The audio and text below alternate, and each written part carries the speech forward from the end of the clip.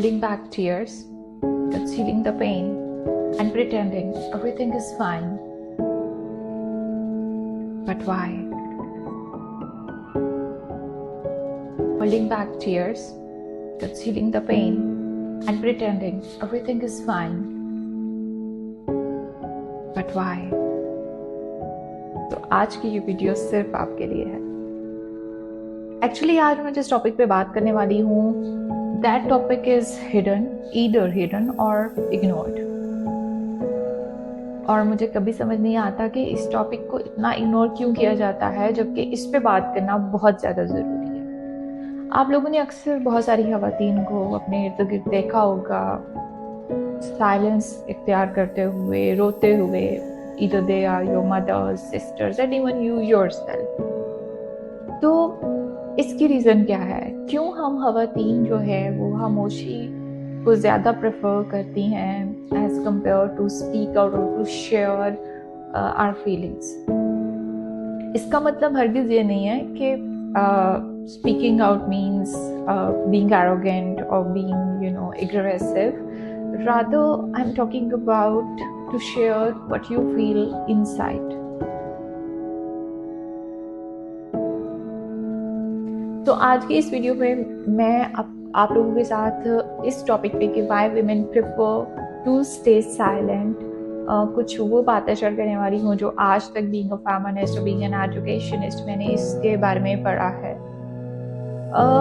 तो सबसे पहली रीज़न कि खवातीन जो है वो खामोश रहना क्यों प्रेफर करती हैं वो ये है कि वो सोशल कंडीशनिंग और कल्चरल एक्सपेक्टेशंस की वजह से ऐसा करती हैं। अब सोशल कंडीशनिंग को समझना बहुत ज़्यादा ज़रूरी है। From a very young age हमें खवातीन को ये कह दिया जाता है to stay silent, to stay patient, to sacrifice, to keep peace in the family. तो हमें बचपन से ये सिखा दिया जाता है कि it's your responsibility to take care of the house, और आपको कुर्बानी देनी है, आपको साइलेंट रहना है, आपको सब्र करना है। तो ये जो सब्र एक लफ्ज़ है ना, ये जो खवातीन होती हैं इनको बचपन से सिखा दिया जाता है एक पैट्रियार्कल कॉन्टेक्स्ट में। अब patriarchal society obviously ruled by man, तो उसमें औरत को ही सिखाया जाता है ये तुम्हारी जिम्मेदारी है घर में पीस मेंटेन करना और अपनी नीड्स और उन चीज़ों को सेक्रीफाइस करते हुए अपने घर के लोगों के लिए खामोशी इख्तियार करना या फिर उनके साथ बहस मत करना। तो इस तरह के पैट्रियार्कल कॉन्टेक्स्ट में स्पीकिंग आउट जो है उसको डिसरिस्पेक्टफुल लिया जाता है। वो डिसएग्रीमेंट होता है फैमिली मेम्बर्स के साथ, और तो वो औरत जो अपने पॉइंट ऑफ व्यू को शेयर करेगी वो हमेशा उसको यही किया जाएगा कि you are insulting us, you are humiliating us, तुम डिसरिस्पेक्ट कर रही हो फैमिली नॉर्म्स को। क्योंकि इस सोसाइटी में जो पैट्रियार्कल सोसाइटी है उसमें गुड विमेन की डेफिनेशन क्या है?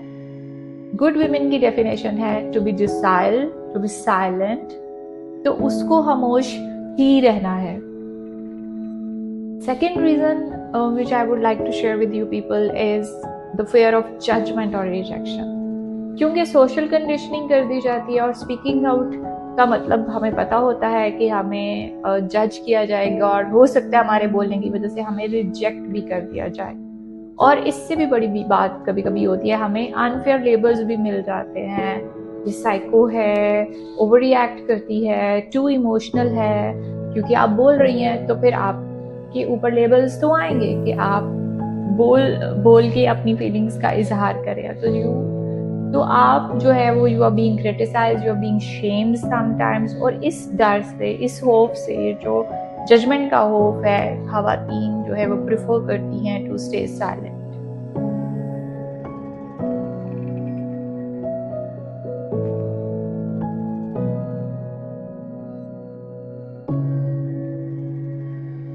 और ये जो फियर ऑफ जजमेंट है ना, ये सिर्फ एक औरत तक महदूद नहीं रहता कि कोई एक औरत चुप कर गई है और उसने सह लिया है, बल्कि ये एक साइकिल है, जनरेशन टू जनरेशन चलता है। हमारी माओ ने, उनकी माओ ने, उनकी माओ ने, और फिर हम भी शायद एक स्टेज पे जाके अपने आने वाली बच्चियों के साथ यही करते हैं कि हम उनको बचपन में ये कहना शुरू कर देते हैं कि तुम बोल नहीं सकती हो, भाई है, बाप है, या कल को शौहर है या फिर उनके घर वाले हैं। तो ये हम अपने फियर्स जो हैं वो हम ट्रांसफ़र करते रहते हैं अपनी आने वाली जनरेशन्स में, क्योंकि और इसी तरह हम उनको डराते रहते हैं कि जी आप नहीं बोल सकती हैं, speaking out is a bad thing, you can not share your feelings, आपको साइलेंट ही रहना है, that is the only method, और कह लो दैट इज़ द ओनली हथियार आपके पास जो है वो आपकी साइलेंस ही है। एक अच्छी बेटी तो वही होती है जो खामोश रहती है और जो पलट के जवाब नहीं देती है। तो ये अच्छी बेटी को डिफ़ाइन करता कौन है और ये अच्छी बेटी है कौन? तो मुझे आज तक ये समझ नहीं आ सकी कि अच्छी बेटी क्या है। तो मैं आपको एक बात बता दूं लेडीज़ यहाँ पे कि अगर ये जो फियर ऑफ रिजेक्शन है तो इसको निकाल दें अपने दिल, क्योंकि जिसने आपको रिजेक्ट करना है आप जितना मर्जी अच्छा बिहेवियर उनसे करते हैं वो आपको रिजेक्ट करेगा।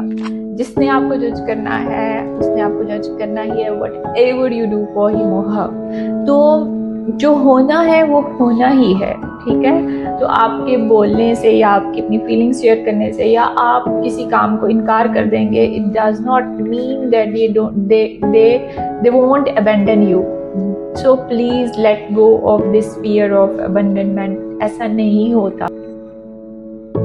तो हम आगे बढ़ते हैं तीसरी रीज़न की तरफ। तीसरी रीज़न भी बहुत इम्पॉर्टेंट है और हम ख़वातीन इस खौफ की वजह से भी शायद खामोश रहना प्रेफर करते हैं, and that is lack of support and safe spaces. Sometimes you know what happens कि आपके बोलने के नतीजे में even if you are right, ठीक है ना, तो मतलब हमारी सोसाइटीज़ में औरत तो राइट हो ही नहीं सकती है, क्योंकि ये तो सिर्फ मर्द की का वस्फ है, सिर्फ ठीक तो वही हो सकता है। तो इसलिए औरत तो बेचारी कभी ठीक हो ही नहीं सकती। तो कभी अगर वो अपने राइट्स के लिए आवाज़ उठा भी देगी तो शी इज़ बीइंग ब्लेम्ड और शी इज़ बीइंग, इवन उसके खुद के पेरेंट्स उसको समझाएंगे कि no life is like that, you are meant for this. तो ज़िंदगी में ये सब होता है, हमने भी ये सब बर्दाश्त किया है। तो इस तरह की बात है, क्योंकि उनके पास सेफ स्पेस नहीं होता। मतलब अगर वो गैर शादीशुदा हैं तो वो कहाँ जाएंगी? अगर वो बोल भी देती हैं और वो किसी को नापसंद आ जाता है तो वे वुड दे गो। और इसी तरह अगर वो शादीशुदा हैं और वो हस्बैंड या उनके घर वालों के साथ कोई अपना पॉइंट ऑफ व्यू शेयर करेंगी या अपनी मर्जी करने का कहेंगी, तो obviously they don't have any safe space to go and stay with. So इस तरह की जो लैक ऑफ एम्पैथी है उसको फर्दर आइसोलेशन में पुश कर देती है।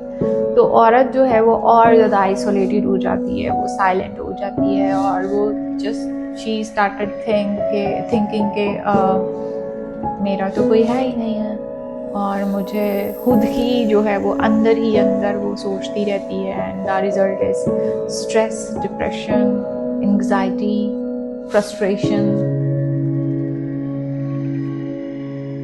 फोर्थ रीज़न बहुत इंटरेस्टिंग और बहुत पावरफुल है, and that is sense of self-sacrifice.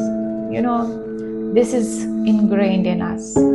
बचपन से इसको भी हमारे अंदर जो है ना वो डाल दिया जाता है कि आप जो meant for self-sacrifice. You are the one who is there to take care of the happiness of the people attached to you. जैसे आपकी फैमिली है, आपके पार्टनर्स हैं या फिर आपके सिबलिंग्स हैं या कोई और जो भी लोग आपसे एसोसिएटेड हैं, आपको अपने आप को सेक्रीफाइस करना है। Self sacrifice is there. अपनी खुशियों को, अपनी चॉइसेस को छोड़ना है टू मेक देम हैप्पी। अब आप एक शादीशुदा औरत का ही एग्जांपल ले लीजिए, वो बहुत सारे साइलेंट सेक्रीफाइसेस करती है, लेकिन आई डोंट थिंक सो कि उसको अप्रिशिएट किया जाता है on a larger scale. Yes, there exceptions are there, लेकिन लार्जर स्केल पे उसको कोई अप्रिशिएट नहीं किया जाता कि तुमने मेरी खातिर ये सेल्फ सेक्रीफाइस किया। She is there to take care of her man और हिज फैमिली ऑब्वियसली, लेकिन द रिजल्ट इज़ नथिंग। तो सेल्फ केयर आपको खुद को अपनी करनी चाहिए मेरे ख्याल में, because you can not pour from an empty cup. तो जब तक आप खुद, आपके पास देने के लिए कुछ नहीं होगा, आप खाली दिल से, खाली मन से क्या किसी को दे सकते हैं? तो पहले अपने आप को रीफिल करिए, अपने आप के बारे में बात करिए, उसके बाद फिर दूसरों के साथ उनकी के लिए भी आप सेक्रीफाइस कर सकते हैं। मूविंग फॉरवर्ड अब हम बात करते हैं how we can break this silence और how we can heal from this silence. So there are 3 steps to heal from this silence, and the first one is acknowledge your feelings. Look, they are not bad. If you are thinking about yourself, अगर आप अपनी खुशियों, अपनी needs, अपने feelings को prioritise कर रहे हैं तो ये बुरी चीज़ नहीं है. ठीक है, आपका अपनी ज़िंदगी के ऊपर पूरा हक है और आपको इस हक को यूज़ करना है. सेकेंड जो चीज़ है वो है find safe space to share with some. Like आपके पास कोई मेंटोर होना चाहिए, कोई फ्रेंड होना चाहिए, और अगर आपके पास कोई नहीं है then start writing, start journaling, अपने दिल के फीलिंग्स को शेयर करना शुरू करें और इसी तरीके से आपका एक कैथारसिस भी होगा. सो you need to share your feelings in the beginning with some people ताकि आप इसमें से हील कर सकें. And lastly let go of all the fears you have. ये जितनी सोशल कंडीशंस हैं या कल्चरल एक्सपेक्टेशंस हैं, जो सेल्फ सेक्रीफाइसेस के टैबूज आपके अंदर घुसा दिए गए हैं, लेट गो ऑफ दैम. मैंने पहले भी कहा है, जिसको जाना है वो जाएगा, चाहे आप जितना मर्जी सेक्रीफाइस कर लो, आप जितना मर्जी किसी को दे लो, वो अगर सेल्फिश है और उसको जाना है तो वो जाके रहेगा. Lastly, to all the women in the world, your voices does matter. आप अकेले नहीं हैं. बहुत सारी ख़वातीन हैं who are struggling with this.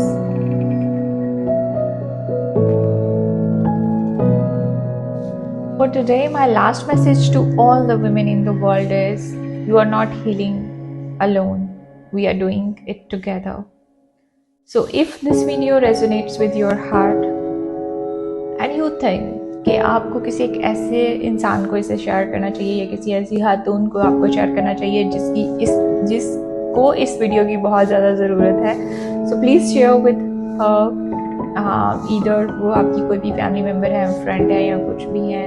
Until we meet again, stay powerful, stay strong and stay happy. Bye.